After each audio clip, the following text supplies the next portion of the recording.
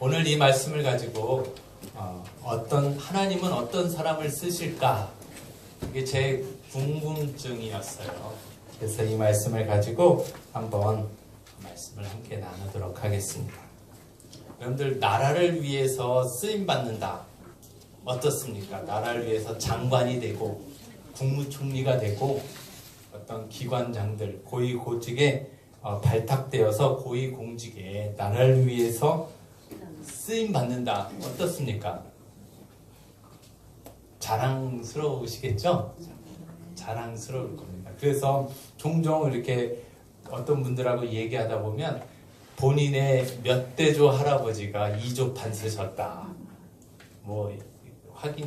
그렇게 자랑하시고 또 정승을 하셨다. 우리 몇 대조 할아버지께서 정승을 하시고 우의정을 하시고 원님도 하시고 이런 자랑들을 하는 것을 볼 수 있습니다. 이처럼 여러분들 보십시오. 어떤 나라를 위해서, 한 나라를 위해서 쓰임 받는 것도 굉장히 자랑스럽고 영광스러운 일로 우리는 생각하고 있습니다. 그렇다면 우리 그리스도인들은 어떻습니까? 한 일개 나라가 아니라 영광스러운 지극히 높으신 하나님의 나라를 위해서 우리가 쓰임 받았다. 그럼 얼마나 영광스럽겠습니까? 그렇죠. 그거 어떤 나라와 어떤 나라에서 어떤 직책을 가지고 쓰임 받았다라는 것과 비교할 수 없을 정도로 귀하고 영광스러운 일일 것입니다. 그래서 나라를 위해서 어떤 사람들이 지금 쓰임을 받고 있는가, 여기에 관심이 좀 제가 생겨서 한번 찾아봤습니다. 우리 지금 문재인 대통령께서 대선 과정 가운데 공약으로 본인이 대통령이 되시면 이러한 사람들을 쓰겠다 이렇게 얘기를 하셨어요. 그래서 거기 가운데 공약 가운데 뭐가 있었냐면 공직 배제 비리 5대 원칙. 그래서 5가지의 이 비리를 저지른 사람들은 본인이 등용하지 않겠다, 중용하지 않겠다 이렇게 말씀하셨습니다. 그 첫 번째가 위장 전입이고요, 두 번째가 논문 표절, 그 다음에 세 번째가 세금 탈루, 네 번째가 병역 면탈, 그 다음에 5번째가 부동산 투기를 내세우면서 이 중에 하나라도 위반한 자들은 고위공직자로 등용하지 않겠다 이렇게 공약을 했습니다.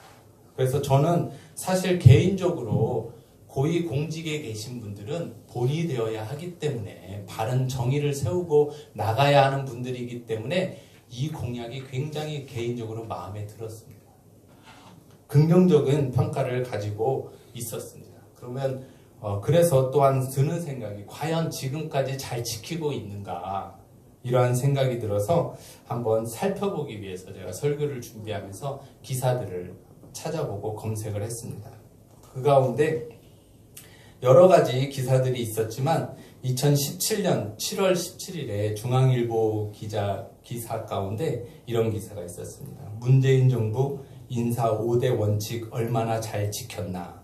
제 궁금증에 딱 맞잖아요. 그래서 이 기사를 한번 찾아보니까 인사청문대상 후보 22명 중에 그 추천 인사가 22명인데 그 가운데 15명, 약 68.2%가 이 5대 원칙에서 하나 이상의 논란이 되는 그런 분들이 지금 인사로 세워지고 있다.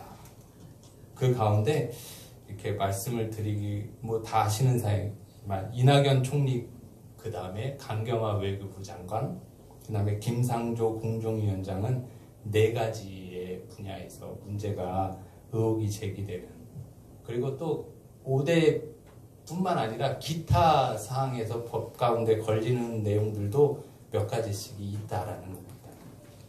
제가 이분들을 폄하하려고 하는 지금 이 말씀을 드리는 것이 아니라 지금 세상에서는 대통령에게 쓰임받아서 나라를 위해서 어떤 사람들을 쓰고 있는가를 한번 살펴보려고 지금 이 말씀을 드리는 겁니다.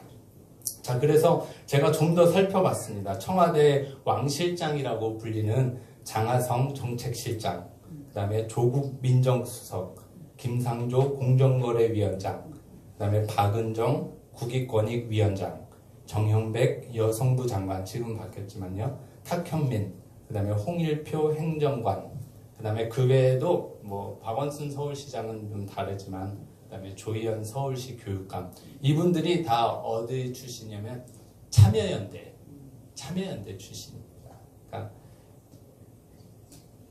그러니까 본인이 함께 같이 사역을 했던, 일을 했던 그런 분들이 같이 쓰임받고 있다. 그 다음에 또 이번에 교육부 장관으로 발탁된 유은혜 교육부 장관, 그 다음에 진선미 여가부 장관, 이런 분들은 대선 때 문재인 캠프에서 수석 대변인, 그 다음에 진선미 여성부 장관은 2012년 대선 때 문재인 대통령 캠프 공동 대변인, 이렇게 함께. 그래서 첫 번째로 제가 이 세상에서는 나와 함께 했던 사람들, 나와 함께 같이 일을 했던 사람들을 사용하고 있구나, 쓰고 있구나 라고 이렇게 정리가 되는 것 같습니다.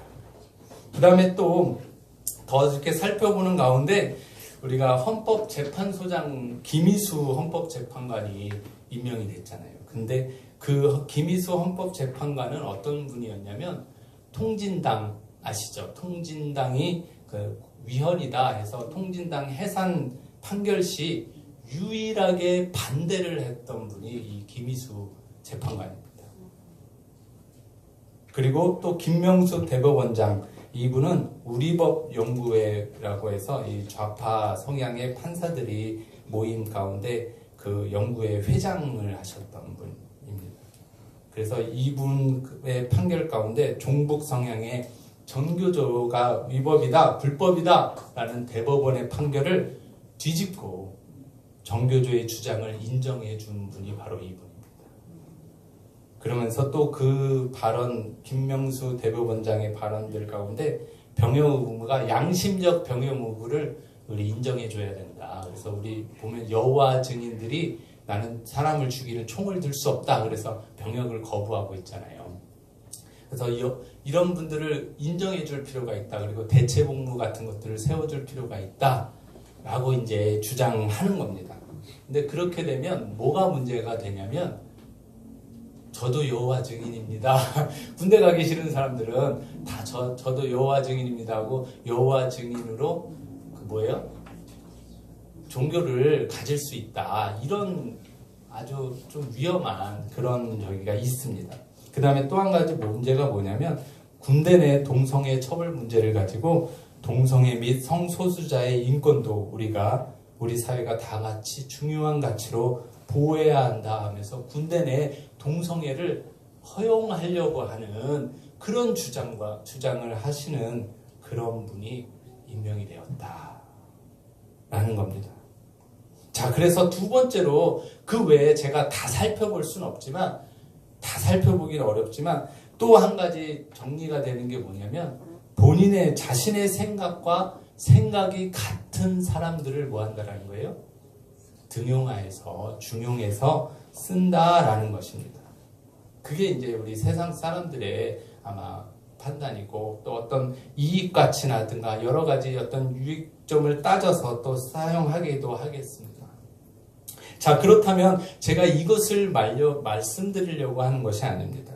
저는 하나님은 그러면 어떤 사람을 쓰시겠는가?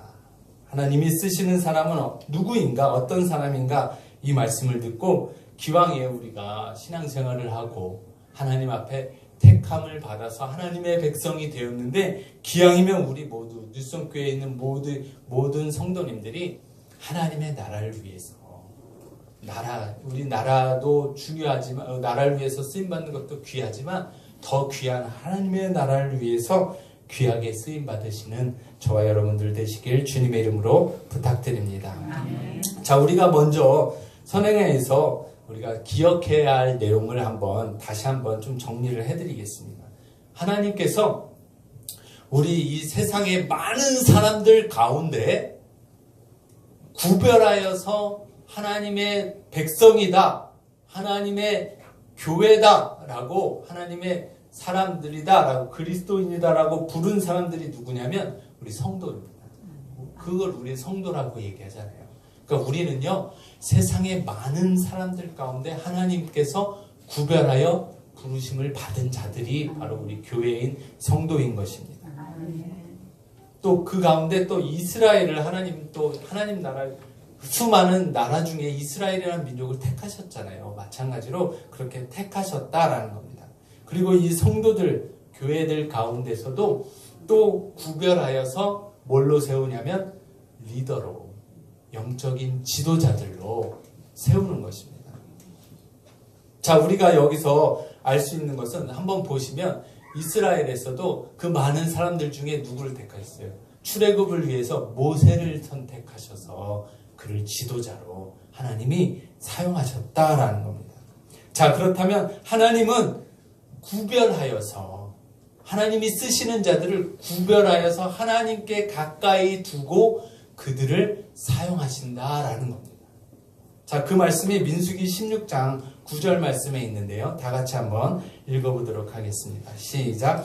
이스라엘 회중 중에 너희를 구별하여 자기에게 가까이 하게 하사 여호와의 성막에서 봉사하게 하시며 그를 앞에 서서 그들을 대신하여 섬기게 하시니 너희에게 작은 일이겠느냐. 아멘. 자, 이스라엘의 하나님의 선택받은 하나님의 나라 이스라엘 회중 중에서도 또 누구를 구별하셨다고요? 여기 너희라고 했는데 여기 너희는 성막에서 봉사를 하던 고라 자손들을 말하는 겁니다. 레위 지파의 고라 자손들을 말하는 거예요. 그래서 그들 가운데 성막에서 특별히 하나님을 위해서 특별히 섬기는 자들인데, 자 보세요. 여기서 두 가지가 나옵니다. 너희를 첫 번째 뭐 하셨다? 구별하셨다. 그리고 그들을 쓰기 위해서 두 번째 뭐 하셨다? 가까이 하게 하셨다라는 겁니다. 가까이 하게 하셨다. 자, 그러면 귀한 직책을 그 모든 것들을 가까이 하나님께서는 하나님의 일을 쓰임 받는 자를 쓰시기 위해서 어떻게 하신다라는 거예요? 하나님과 가까이 구별해서 가까이 하신다라는 겁니다. 자, 하나님께서 쓰시는 자는 하나님과 가까운 사람을 쓰신다라는 겁니다. 이스라엘 백성들 가운데 가장 존경하는 이스라엘의 선족, 성경의 인물들 가운데 두 사람을 뽑으라 그러면 주저없이 뽑는 사람이 모세와 다윗입니다. 모세는 이스라엘 백성을 출애굽시키고 그 광야 생활 가운데 가나안 땅까지 그들을 인도한 위대한 지도자입니다. 그리고 또 다윗은 이스라엘 국가를 가장 부강하고 통일왕국을 이루고 가장 부강하게 만든 왕이 바로 다윗이라는 거예요. 그리고 공평과 정의로 그 나라를 잘 다스렸기 때문에 다윗의 왕국은요, 누구의 모델이 되냐면 장차 이 땅 가운데 임하셔서 우리를 다스리실 하나님의 왕국, 그 왕국의 예표가 되는 나라가 바로 다윗입니다. 다윗의 왕국이었다라는 겁니다. 자, 그러면 이 위대하게 쓰임받은 이 두 사람, 도대체 무엇 때문에 그렇게 하나님 앞에 위대하게 쓰임받을 수 있었을까? 거기가 궁금하시죠? 네, 궁금하시는데 이번 주 수요일에 또 나오시면 제가 이 궁금증을 잘 또 이렇게 말씀드려야 되지만 오늘 기왕에 나오셨으니까 제가 오늘 다 말씀드리겠습니다. 자, 모세를 한번 보겠습니다. 모세를 하나님께서 후대 그를 평가하실 때 신명기 34장 10절 말씀에 이렇게 평가하고 계십니다. 다 같이 한번 읽어보겠습니다. 시작. 그 후에는 이스라엘에 모세와 같은 선지자가 일어나지 못하였나니 모세는 여호와께서 대면하여 아시던 자요. 아멘. 자, 모세를 어떤 사람이라고 평가하고 있어요? 모세와 같은 선지자가 또 있다 없다라는 거예요. 없다라는 거예요. 모세는요, 전무후무한 하나님 앞에 위대한 선지자다라는 거예요. 그러면서 그 모세를 설명하는데 어떤 사람이라고 설명하고 있냐면, 모세는 여호와께서 대면하여 아시던 자다. 대면이라는 게 뭐예요? 얼굴을 가까이 대고 가까이 만나서 늘 함께 했던 사람이 바로 모세다라고 이야기하고 있습니다. 구약 시대에는요, 이게 있을 수 없는 일이에요. 범죄한 사람이 창조주이신 하나님, 거룩하신 하나님, 심판자이신 하나님을 죄 가운데 베면요, 어떻게 됐어요? 죽었어요. 바로 죽었어요. 그래서 아무리 대제사장이다 할지라도 범죄함 가운데, 죄 가운데 하나님 앞에 지성소로 나갔다가 잘못해갖고 죽을 수 있기 때문에 제사장이 1년에 한 차례 지성소로 들어갈 때 어떻게 합니까? 허리에다가 끈을 묶어서 이렇게 해놓고 들어가요. 왜냐하면 잘못했을 때, 죄 가운데 죽게 되면 그걸 들어가서 꺼내올 수가 없잖아요. 줄로 잡아 당겨야 돼요. 그런데 모세는요, 하나님을 어떻게 해서 만났다고요? 얼굴을 대면하여서 만났던 자다.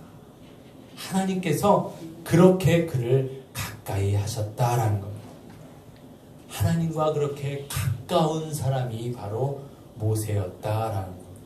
이 세상에서 가장 하나님과 가까웠던 자, 그리고 하나님을 잘 아는 자가 바로 모세였다라고 성경은 그를 평가하고 있습니다. 자, 그렇다면 다윗은 어떻게 평가하고 있을까요? 다윗을 후대에 사울이 성경의 후대에 그들이 다윗을 평가하고 있는데 한번 보겠습니다. 사도행전 13장 22절 말씀 한번 보겠습니다. 다 같이 읽겠습니다. 시작. 패하시고 다윗을 왕으로 세우시고 증언하여 이르시되 내가 이새의 아들 다윗을 만나니 내 마음에 맞는 사람이라 내 뜻을 다 이루리라 하시더니. 아멘. 여기서 보니까 다윗을 어떻게 평가하고 있냐면 하나님께서 다윗을 만나니 뭐 했다고요? 내 마음에 맞는 사람이다. 우리 옛날 성경에는 내 마음에 합한 자다. 자, 모세와 다윗의 공통점이 있었어요. 모세와 다윗의 공통점은 뭘까요? 모세는 하나님과 얼굴과 얼굴을 마주할 정도로 가까운 데 있었던 자. 다윗은 하나님의 마음에 꼭 맞는 사람이었다라는 거예요. 둘 다 공통점이 있어요. 그게 뭐예요?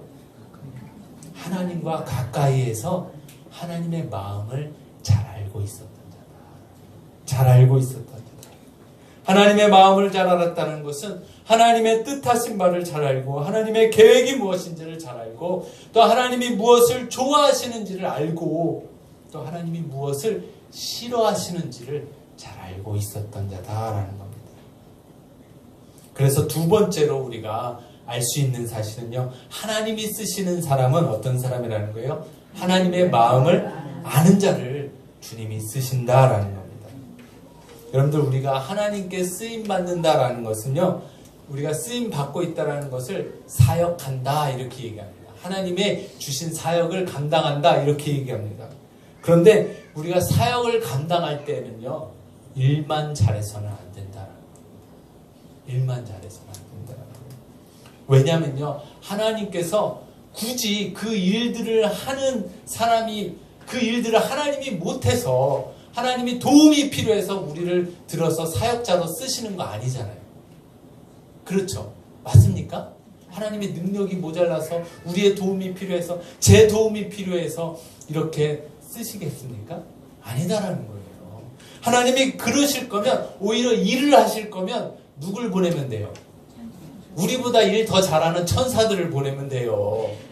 아니면 로봇, 정말 좋은 로봇 만들어서 일 시키면 되잖아요. 그런데 왜 우리를 그 가운데서도 불러서 쓰실까?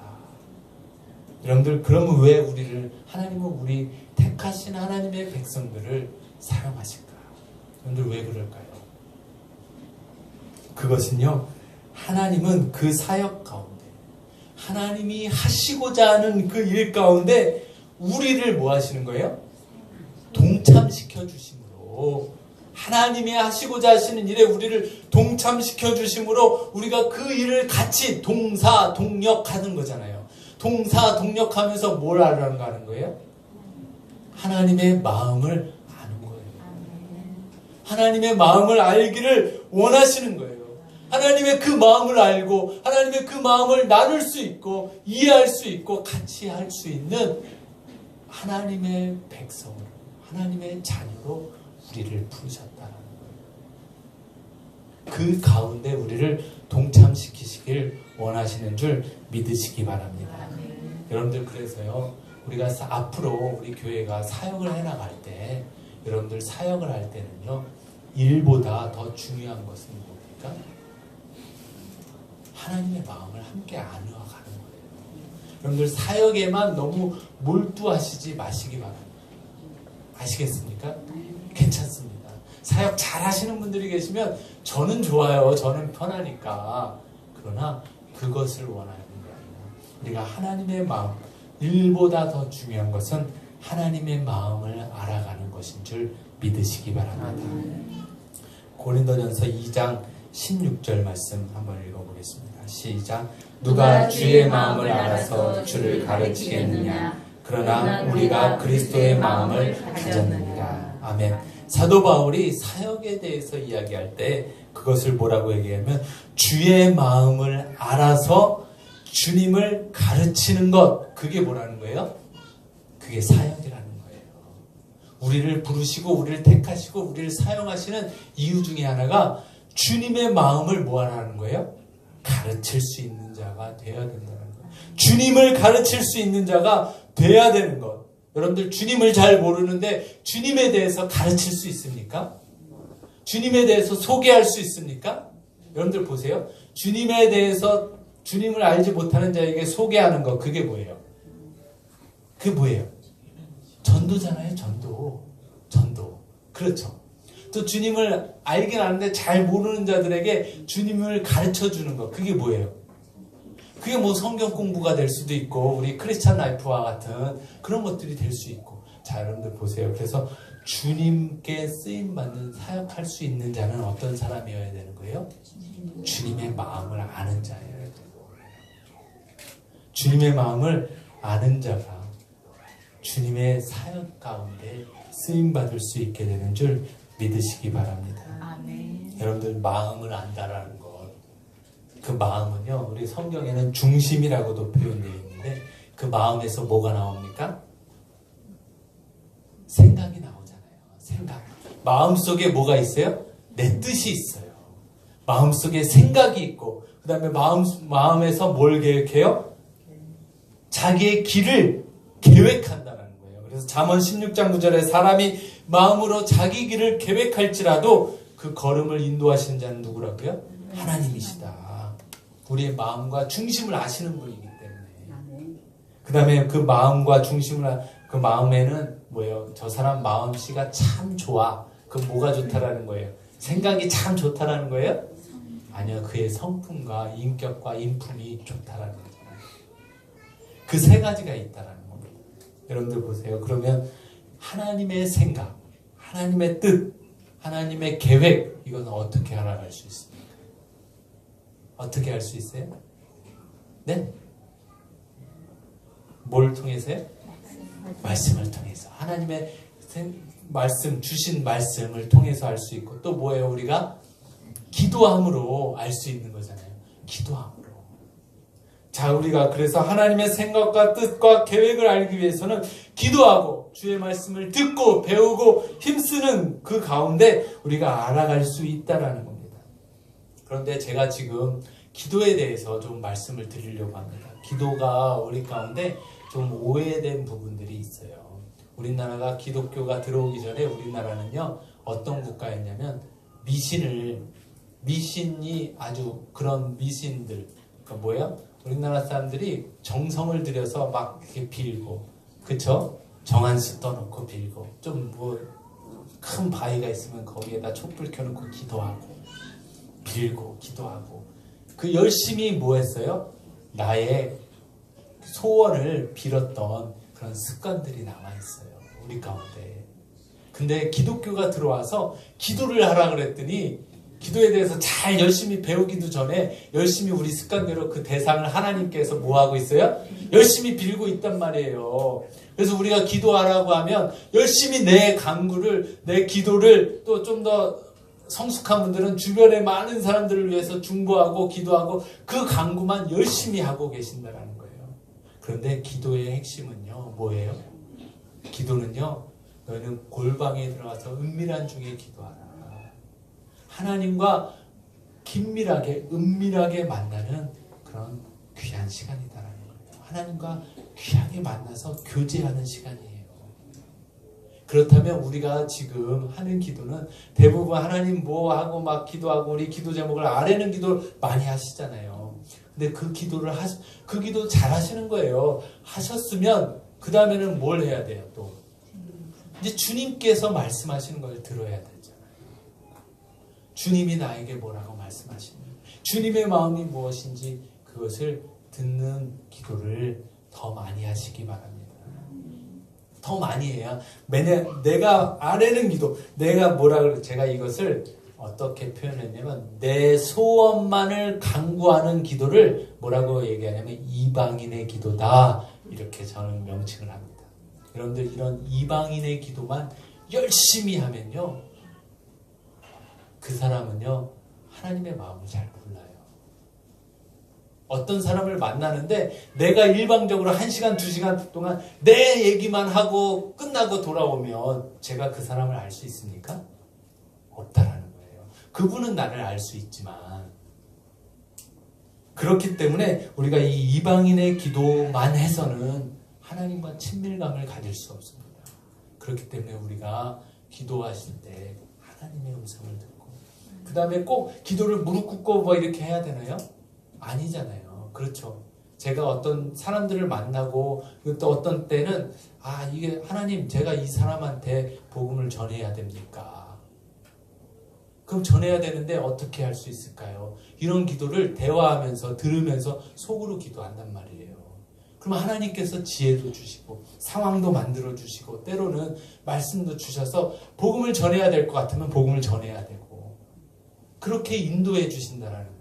우리는 하나님의 음성을 들을 수 있는, 하나님의 말과 하나님의 말씀하시는 것을 들을 수 있는 그런 시간들을 많이, 그런 기도로 시간을 많이 가져야 합니다. 아멘. 여러분들 솔직하게 대답해 보세요. 이방인의 기도를 하셔갖고 정말 성경 말씀대로 쉬지 말고 기도하라를 할 수 있습니까? 못하잖아요. 하나님이 그럼 못하시는 기도를 우리 보고 하라고 요구하셨겠습니까? 아니죠? 그게 아니잖아요. 그래서 우리 삶의 모든 순간을 우리는 어떻게 해야 합니까? 하나님과 함께, 내 안에 계시는 하나님과 함께 동행하고 하나님을 인식하고 하나님께 묻고 하나님의 인도하심을 받고 하나님의 마음을 알아가는 그런 친밀감을 가지고 살아내야 되는 줄 믿으시기 바랍니다. 자, 제가 질문을 하나 드리겠습니다. 굉장히 어려운 질문인데요. 오늘 잘 맞추셨으면 좋겠습니다. 저의 마음과 뜻을, 생각을 가장 잘 아는 사람이 누굴까요? 하나님 말고 사람. 네? 네? 저 말고요. 저는 잘해요. 저와 가장 친한 사람 누굴까요? 제 아내예요. 제 아내. 왜요? 같이 사니까. 같이 살아요. 밤에 잘 때도 같이 잔다고요. 그러니까 제 아내가 제 마음을 가장 잘 알아요. 자기 전에 피곤해도 1시간, 2시간 얘기하고 또 오늘 무슨 일이 있었는지 얘기하고 그 얘기 듣고 저도 얘기하고 오늘 우리 앞으로 교회에서 어떻게 이런 부분에 대해서 어떻게 하고, 제 아내예요. 제 가장 귀한 동역자입니다. 이재기 안수집사님 아니시라고 해서 뭐 섭섭하거나 그러신 거 아니죠? 잘하고 있습니다. 자, 제가 무슨 말씀을 드리는 겁니까? 늘 같이 해야 친밀감이 생기고 그 마음을 아는 거예요. 아멘.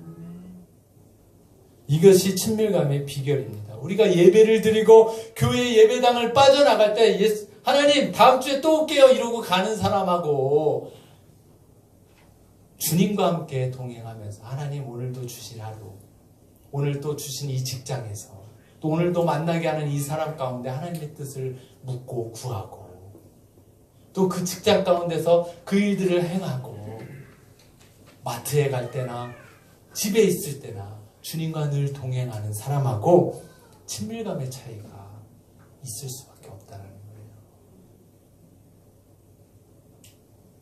여러분들 주님은 우리와 늘 함께하고 계시는 줄 믿으시기 바랍니다. 아멘. 그 하나님과 여러분들이 예배당을 떠나 있을 때에도 그 주님은 나와 함께 계신다는 거예요. 고린도전서 3장 16절 말씀에 너희는 너희가 하나님의 성전인 것과 하나님의 성령이 너희 안에 계시는 것을 알지 못하느냐. 하나님은 우리 안에 늘 계신 줄 믿으시기 바랍니다. 아멘. 그 주님과 늘 무엇을 하든 함께 하시기 바랍니다. 아멘. 함께 하세요. 주님을 외롭게 놔두지 마시기 바랍니다. 외롭게. 그렇죠. 외롭게. 자, 마지막으로 우리 세 번째입니다. 우리가 두 번째에서 똑같은 내용인데요. 주님의 마음을 안다는 것은 뭐냐면 주님의 생각과 내 생각이 같다라는 겁니다. 주님의 마음을 아는 자는요. 주님의 생각과 내 생각이 같은 겁니다. 그렇기 때문에 우리가 사역을 해나가는 데 있어서 내 생각대로 해서는 안 되는 거예요. 내 생각대로. 당연히 누구의 생각대로 해야 되는 거예요? 하나님의 생각대로 해야 되는 거예요. 그런데 우리는요, 습관적으로 뭐 하려고 하냐면 내 생각대로, 내 방법대로, 내가 하던 대로 하려고 한다라는 거예요. 그게 우리 습관에 있어요. 몸에 배어 있단 말이에요. 그렇기 때문에 우리는 어떻게 해야 돼요? 늘 이것을 인식하고 주님의 생각이 무엇인지를 늘 구해야 된다는 거예요. 구해야 돼요. 우리 얼마 전에 살펴본 사울왕이 실패했잖아요. 그 사울왕이 뭐예요? 하나님께서 아말렉을 이제 죄가 가득 찼기 때문에 하나님의 계획은 그들을 진멸하여서 심판하시는 거예요. 그게 하나님의 생각이었어요. 근데 사울왕이 가서 심판을 하러 전쟁을 해서 하나님이 심판을 명하셨기 때문에 당연히 이겼겠죠. 근데 막 하다 보니까 우양이 좋고 막 귀금속 좋은 것들이 막 눈에 보이기 시작하는 거예요. 그래서 이것을 가져다가 나도 좀 갖고 하나님께 제사를 좀 드리면 하나님도 이해하실 거다라고 누가 생각한 거예요? 그럴 때는 지가 이렇게 얘기하는 거예요. 지가 그렇게 생각을 한 거예요. 지 혼자.